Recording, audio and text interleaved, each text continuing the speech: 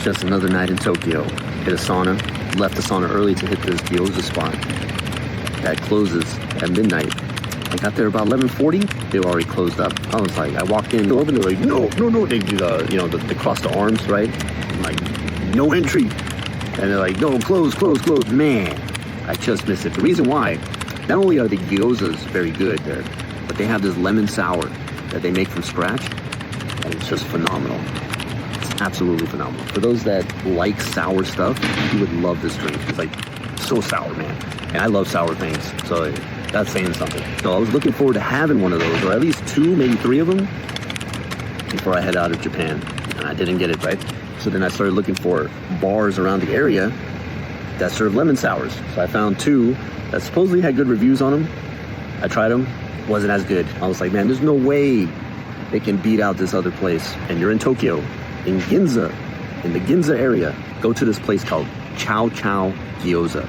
CHAO Gyoza. Their top one that they recommend, the original lemon sour. Went to these other bars, had a lemon sour, a lime sour. Like once you have this lemon sour from this place, it just ruins all other lemon sours. It just destroys them, right? It's like that. So I was like, that's good, but I wanted that one from that one spot. So then I tried another bar. I walked in, it was like on the 9th floor, and it was a fancy bar. I was like, now I'm about to go to one of those 24-hour, I think I can't remember the name. It was like a 24-hour tax-free, if you have your passport type deal. So she's like, yeah, go over there and grab a suitcase. It's fucking 2 in the morning. I'm like, all right, fuck it, I'll go grab the suitcase.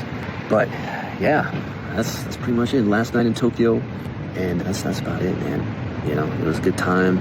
You saw my other video that I filmed yesterday. But yeah, that's about it. Just chilling. Nice weather right now. I'm sitting outside, look out Tokyo, out in Ginza. Very peaceful nights. 2 in the morning, I'm having a fucking sandwich on the bench. I mean, I have no fear. I don't feel like I'm gonna get robbed, right? All you see are dudes in business suits. In their suit, they're still in their suits. It's 2 a.m. They're like they have that stumble. It's like, I don't know where I've seen it. Like, I don't know if it's like some anime or just maybe like the overall, like, it's just people talking about it. When the Japanese, after they're done drinking, they just stumble home, and literally it's like animated in a way, to where when you think about someone stumbling home, you have like this animated idea of what's going on when they're stumbling, right? Like they're walking on the sidewalk and they're just like stumbling to each side of the sidewalk. They're like zigzagging, right? That's exactly what they do. It's so funny. And then they zigzag towards you, right, as they're walking towards you, and they're just zigzagging. And they're trying to their hardest to focus and try to keep a straight face, right? They're like very, they don't want to be embarrassed, right? They don't want to feel embarrassed. So, they're very stoic, but they're stumbling. I'm like, oh man. And it's not just 1 or 2, you see it everywhere. And it's pretty funny, man. It's just funny to see, man. Like when I'm drunk, I don't stumble like that. I don't think I do, but I barely drink much nowadays. Today was just the last night in Tokyo. I was like, you know what? Let's run it, baby. Let's get some drinks. Check out a couple bars. I went to 2 or almost 3 bars, and I just had some drinks. Some were loud, some were high-end, quiet, So, good way to cap off the trip. Been traveling since May. Now it's August, and the trip is over. Time to go back and see what's next. See what's next in the markets, right? And try to figure out what I'm going to do, which isn't much. All it is buying and holding and generating some yield on your holdings, on your assets, teaching people, showing people the way, how to invest, stop gambling, stop playing meme coins and shit. The people I talk to, man, some stories are just sad, it's usually people that just don't have much money either. They feel like they have no chance. I think that's where we're headed in this conversation. People just feel like they have no chance in life. They think they're just since they have only a little bit of money to invest with, they feel like they got to gamble it on high risk just to make that return quickly and become rich, right? And it's wrong, because the reason why people feel like they have a chance to do that and make it is because, you see all over social media how people trade meme coins and they make millions of dollars, right? And you see these stories and you're like, wow, if I just did that, I could do it too, right? But where's that money coming from? It's coming from a graveyard of investors that thought the same thing.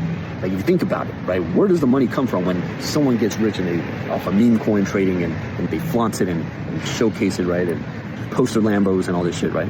Where do you think that money comes from? It doesn't come out of thin air. It comes from other players, like everyone else trading it, right? They're basically giving up their money, right? They give up their money and they lose it in the markets, right? And one person or a few people get super rich, the few get super rich, and then the rest are just wiped out. And that's the game, man. Like, that's the game that you have to avoid. It's like, it's a high risk game that's like, it looks enticing and it looks promising.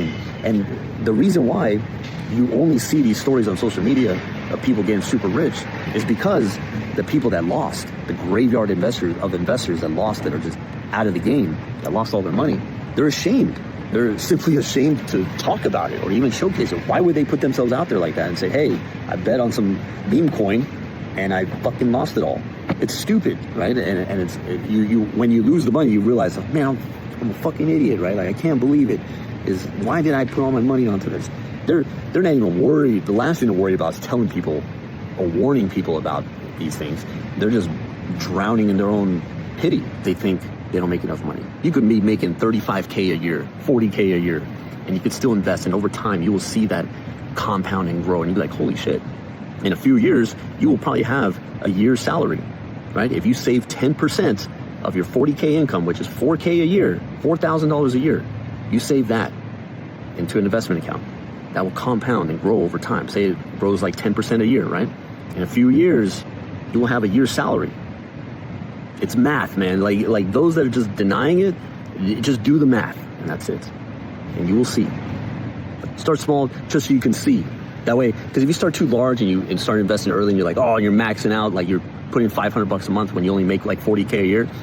After a while, you might get tired of it, and maybe over a few months, you're like, fuck this, I'm done. Let me pull that money out. I need that money, right?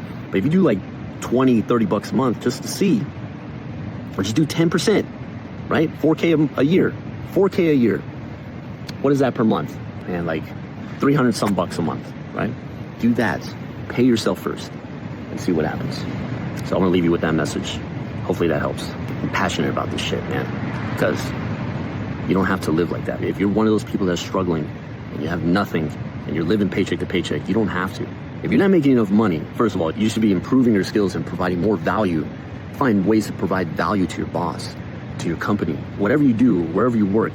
Find ways to go above and beyond and become more valuable. That's how you get raises, and that's how you get promotions. It's not by sitting there and saying, nah, I deserve a promotion, right? Like a fucking dumbass. No, you don't. If you're just doing the status quo and you're working just based on your job description and you're just doing the bare minimum, you deserve nothing. Why would they give you a raise? You're just doing the status quo. If you want to quit and leave, you can quit and leave, and they'll just replace you with the same person doing the same shit, right? As long as they're doing the minimum, I deserve. Nah, man, you deserve it when you provide the value. That's where it's at. That's real talk, man. So many crybabies out there crying that they don't get a promotion, they don't get a raise, they don't get this or that, they don't make enough money. Well, that's your own fault. You got to own up to it. That is all on you. Wherever you are in life, that's all on you. It really is. All right. Well, I'll leave you with that. Hopefully it shook some of you to realize that you're fucking up. Stop wasting fucking time. You know? Just get the fucking job done. Try it. You can, over the next 10 years, you could get to a place where you're good, financially free. You can still work. Why not?